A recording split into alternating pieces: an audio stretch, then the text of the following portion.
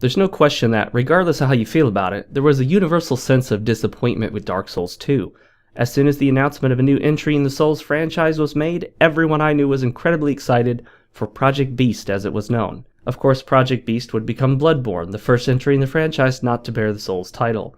While the debate over whether Bloodborne qualifies as a Souls game can rage on endlessly with both sides having very valid points, I'm going to treat the game as a spiritual entry in the Souls franchise given all the similarities. My initial experiences with Bloodborne were all over the map. As anyone who watched my live stream can attest, I bounced from being very positive and excited to being quite negative and pessimistic. I had a lot of nitpicks to point out and a variety of issues with the title, some of which remain to this day. Bloodborne is undoubtedly the most unique entry in the spiritual Souls franchise, albeit without the signature title. Before we get too deep into the review, let me first clarify that my initial reactions to a game are almost always quite negative. I'm actively looking for things to complain about, so to speak. It's the nature of critique. We need to look for the negatives, even if it is a nitpick. As many have pointed out, I have quite the penchant for nitpicking games, and so I play to my strengths as a reviewer. However, let me say that Bloodborne is a game that grew on me. The more I played it, the more I began to understand and appreciate its mechanics and design. It is not a perfect game. In fact, it's got some significant flaws that are likely so ingrained into the core of the experience that they can never be fully fixed. Regardless, I can say that without a doubt, if you're struggling to enjoy Bloodborne, give this one some time. It might just grow on you too. Graphically, Bloodborne is a mixed bag. For players who primarily or exclusively play on consoles, they may be quite impressed by the presentation. Aesthetically and thematically, the game is incredible. Some of the vistas and design of the world can be nearly breathtaking in their foreboding, epic scale in their grand architecture. There's a lot to gawk at in this game. But then again, technically the game is not so impressive. As a PC gamer, I find many of the textures to be low resolution, blurry, and generally unimpressive.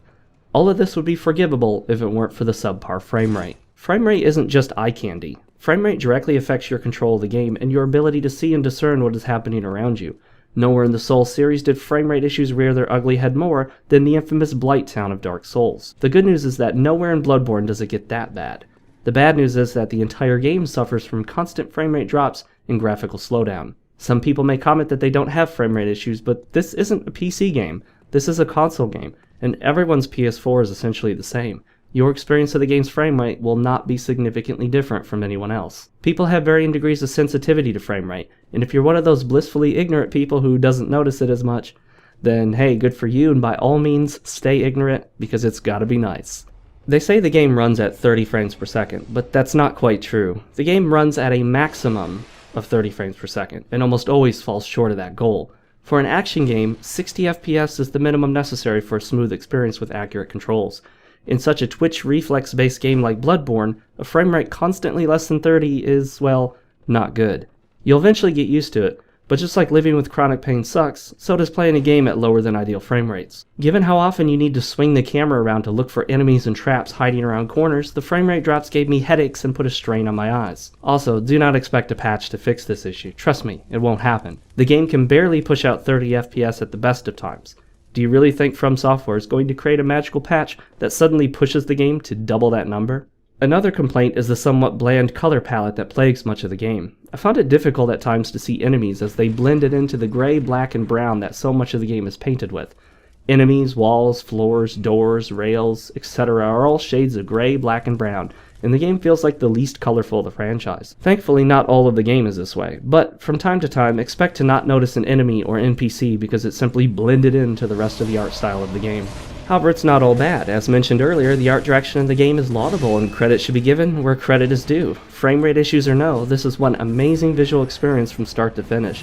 Incredible vistas, awe-inspiring architecture, creepy and downright scary enemy designs, and richly detailed clothing and weapons make for a game that's definitely worth a deeper look. Gamers who appreciated this attention to detail in Dark Souls and Demon Souls will also enjoy looking up close at everything in Bloodborne. There's no doubt a lot of background lore to be discovered through the visuals of this game. Games are often evaluated for their music, but in a game like Bloodborne, the overall sound design is critical. In Demon Souls and Dark Souls, what you could hear was often as important as what you could see. Bloodborne does not disappoint. I will say without hesitation that of all the Souls entries, Bloodborne has the most impressively visceral and satisfying sound engineering of any of the games. The sounds of your firearms, combat, special effects, enemy and player grunts and screams, and the environmental noises that surround you at all times are beyond incredible. This game immerses you in sound, and it's best played with a great pair of headphones on relatively high volume, but of course don't hurt your ears. The impressiveness of these sounds can make nearly everything you do in the game more satisfying, from something as simple as switching weapons to their alternate forms, to popping items for use, to interacting with NPCs and switches. The game is a treat for your ears. But you guys know me all too well, and you already knew I was going to have something to nitpick. One of the biggest flaws in the game's sound design is actually quite significant and somewhat unforgivable. Many of the enemy sound effects in the game fail to grow louder and softer based on distance. An enemy's deep breathing or movement sounds are often played at the same volume, whether they're right on top of you or far off. It can be difficult to ascertain if something is incredibly close, or if it's a good distance away in the next room. Another major gripe is that rather than slowly alternating sounds to the left and right channels as you turn towards and away from sound sources, the game jarringly shifts immediately from one to the other. If you slowly move the camera to the right, a sound will suddenly stop playing in the left channel and instantly switch entirely to the right channel, and vice versa for moving the other way. It's quite an oversight. The music in the game does what I think it should do. It rarely ever draws attention to itself and instead functions as background to the boss battles and the few other areas where it occurs. Like other entries in the franchise, most of your time is spent listening to the atmospheric sounds of the area around you, interrupted only by your own footsteps, other creatures, and the inevitable sounds of combat. I'm not going to put any of these songs on a CD to listen to in my car, but that's okay. It's not that kind of music anyway. Let me first state that I've never been big into the story and lore of the Souls games. I could often take it or leave it. Don't get me wrong, I appreciate how awesome the depth of the lore is, and how ambiguous and mysterious the stories can be, but they aren't the biggest draw for me. That's why I was also so surprised to find that Bloodborne's story and lore drew me in more than any of the previous titles. As I learned each little bit of the story, I wanted to know more. Who are these beasts and how did they come to be? What's the true significance of the blood? Who are these other hunters and what's their role in the grander scheme of things? Who are these bosses? Who is this woman that becomes this incredibly terrifying beast? Questions piled up, and the little tidbits that the game world drops for me are interesting and intriguing in that unique Miyazaki way. Fans of the story and lore from Demon Souls and Dark Souls are bound to appreciate what they find here in Bloodborne. Well, here we are, at the discussion of what is most important in a Souls franchise, the gameplay. I doubt anyone would argue that Bloodborne strays the most from the basic formula. While Demon Souls, Dark Souls, and Dark Souls 2 all featured unique takes on the same basic format, Bloodborne does the most to differentiate itself. So much so, in fact, that in many ways Bloodborne feels like a different experience. Gone are the days of creeping slowly with your shield held up. In fact, the game only features one shield to my knowledge, and it has very limited value. I imagine most players won't use it. Instead, Bloodborne pushes you to move fast, be aggressive, and to dash quickly and often. This is where the game is both at its best and its worst. Because the gameplay is so fast and twitchy, it can often be satisfyingly hectic, but also at times feel less than ideal. Many encounters move so quickly that you feel inadequately capable of responding in time. Other encounters will feature bosses so large and fast moving that it's nearly impossible to keep track of where you are and what's going on, as your character will often be completely obscured by the large beast you're trying to defeat. At its best, Bloodborne is fast, hectic, and super fun. At its worst, the entire system can feel like it devolves into a hectic mess, falling prey to its own mechanics. Let's discuss the dashing mechanic. Your first dash is going to be easy to time and direct, but subsequent dashes one after another will begin to break down. Pressing the circle button rolls, but when locked into an enemy, switches to a dash maneuver. This dash is incredibly fast and very useful for dodging attacks and getting out of harm's way. Unfortunately, being locked on during the dash means that when you dash for the first time, you may find that your camera causes you to be oriented completely differently than when you started. This means that subsequent dashes all in a row become harder and harder to anticipate and control, as your camera could start to shift all over the place, causing you to dash right back where you were trying to get away from, or causing you to dash right into the attack you meant to dash out of. The game's mechanics are at their best when you only need to dash once, but many encounters will demand several successive dashes all in a row, and this is where it can become too hectic to reliably control. Don't get me wrong, it's not impossible to do it, but certain bosses will push your abilities beyond their limit thanks to the limitations of the dash system itself. As I mentioned, if you break lock-on, you no longer dash but roll instead. This means that breaking lock-on to get a reliable dash doesn't work. You will roll. Rolling isn't as effective as dashing in many circumstances, and so you'll want to remain locked on despite not having full control over your camera is going to shift. Making matters worse, during some boss encounters I found the lock-on constantly disengaging automatically without my consent. This loss of the lock-on was completely unwanted and caused a lot of frustration. It's very common during boss fights like this one, the Blood-Starved Beast. Because many enemies in the game move fast just like you, remaining locked on and dashing around can get you dizzy and confused. You might dash backwards, then try to dash backwards again, only to find that you dash in a different direction because the enemy you're locked onto just jumped and shifted your camera angle. I found myself staring at many a "you died" message thanks to this difficult to control mechanic. And again, don't get me wrong, it's not completely out of your control, but the split-second accurate adjustments required will sometimes mean that you dash in directions you don't intend, and this can mean dashing into certain death or in the direction of a cliff. Despite these complaints, the overall gameplay is rock solid. I have no qualm saying that with a few caveats, you have more control of your character in Bloodborne than any other Souls entry. Gone is the floaty, awkward control of Dark Souls 2. Gone are the stiff and limited controls and animations of Demon Souls and Dark Souls. Souls fans will latch onto and love the diversity of control now given to them, and going back to play previous entries will leave you feeling a bit restricted. There's no denying that, as long as you can overlook a few faults, the gameplay in Bloodborne is amazing. Boss designs in the game are hit or miss. Some encounters make use of ads, a design choice I've never liked. Many encounters are more Dark Souls 2-like than Dark Souls or Demon Souls, featuring bosses which move erratically and throw around lots of projectiles and area of effect attacks. It can be difficult to figure out what's going on, and by extension some of the encounters feel cheap and unfair. Bosses can generally be interrupted, this game's version of a parry, which is something that you may or may not like. As long as you have the timing down, some bosses can be ridiculously easy to defeat using interrupts. Whether this is good or bad, I'll let you decide. A few too many encounters in the game are only difficult because From Software chose to employ ambush tactics rather than make the individual enemies challenging. It's the Dark Souls 2 approach of, let's throw 6 melee enemies at the player simultaneously, then have 2 snipers shooting from 2 different locations, then have 2 big hard-hitting enemies come out from around the corner. I don't like this approach at all. A lot more has changed from other Souls games than just the pace of the gameplay. Gone is equipment burden, meaning that no matter what you equip, you move and roll at the same speed. There's no poise either, returning to the days of Demon Souls. Thankfully, there's no total item burden, so you can carry as much as you want within the item stack limits. Estus has been replaced with consumable blood vials, which stack to a set maximum of 20, and yes, there may or may not be ways to unlock a higher maximum later in the game. You find blood vials throughout the game world and as random drops, so think of them like a singular type of Demon Souls grass. While many people may be disappointed to lose the Estus system, I can confidently say that the game is well balanced for the blood vial mechanic. There is one catch: if you use too many, you'll end up having to farm them. No worries though, as farming them is quite easy and not that big of a deal. You can carry a maximum of 99 blood vials in your storage. Storage is where many extra items go when you reach the limit your character can carry. These items are stored at the Hunter's Dream, this game's version of the Demon Souls Nexus, Dark Souls Firelink, and Dark Souls 2's Majula. I can say that the Hunter's Dream does not disappoint as a central hub. Some other changes were made that you may or may not like. I personally dislike some of these choices, but they aren't a big deal. Many weapons are simply unlocked by finding badges in the world and then buying the weapons from a merchant. One particular merchant is unavailable unless a certain condition is met, which seems ridiculously stupid to me. I won't spoil that, but needless to say, I have no clue why they made that choice, and it makes absolutely no sense to me. Leveling up is done via a character in the Hunter's Dream, just like in Demon Souls and Dark Souls 2. Instead of souls, you collect blood echoes, but honestly they're basically the same thing. You don't rest at bonfires, you light lamps that function as warp points. There's nothing to be done at lamps other than warp back to the Hunter's Dream. Weapons have also seen a major change. Each weapon has 2 forms, which can be switched back and forth as needed. You can even switch a weapon's form in the middle of a combo, which accomplishes additional attacks. The different forms come with different movesets.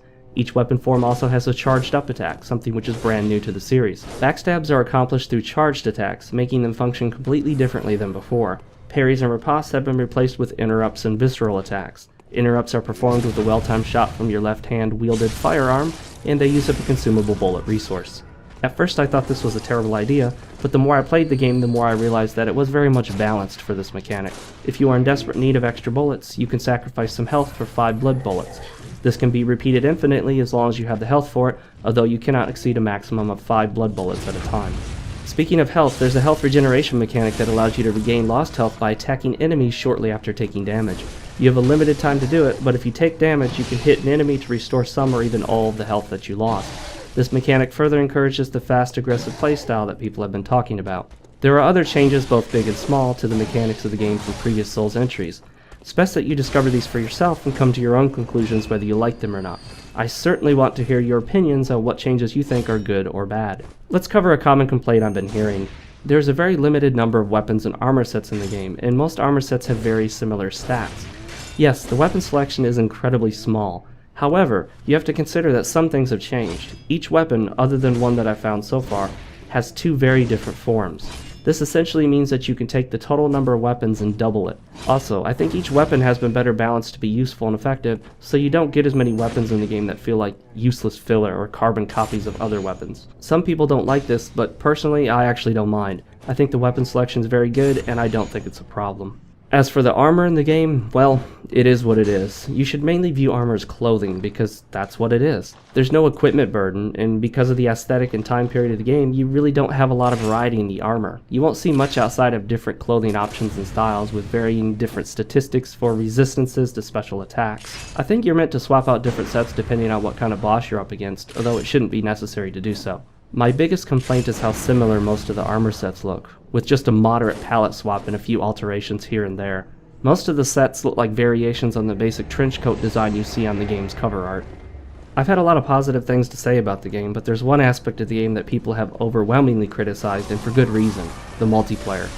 I'm going to break form and be less professional in saying that the way to achieve multiplayer connections in Bloodborne is just plain garbage. It's a big problem now, and will continue to frustrate players who wish to participate in either co-op or PvP. There's an option for a network password to help you connect in co-op to a specific player, but I found it to be spurious at best. Connection issues plague the game, and every failed attempt to acquire multiplayer expends a valuable limited resource known as insight. You have to ring a bell and wait for a co-op player to join your world, but each time you ring the bell, an insight is consumed, even if there's no player available. That means you could be completely wasting both your time and insight without having any chance of achieving multiplayer and not even know it. From Software needs to patch the game so that insight is only consumed upon a successful connection. Otherwise, early co-op, when insight is most scarce, will be practically non-existent. The majority of my attempts to achieve co-op failed.